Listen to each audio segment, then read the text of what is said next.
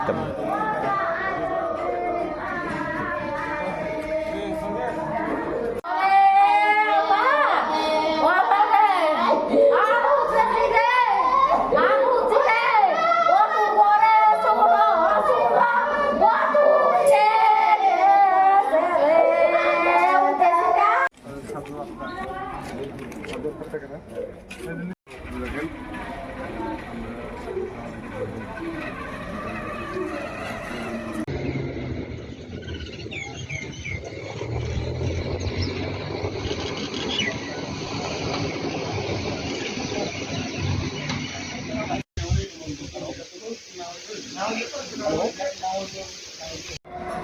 কালকে রাতে ওই জেএনবি স্কুলে একটা মানে চোর সন্দেহ করে চোর ধরা হয়েছিল, তো তারে তারপরে আটক করছিল।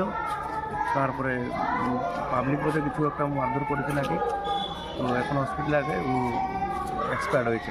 দেখুন এই ব্যবসায় একটা কমপ্লেন নিয়ে আমরা তো এটা কি গভীর রাতের ঘটনা? গভীর রাতে ঠিক এমনই দিব।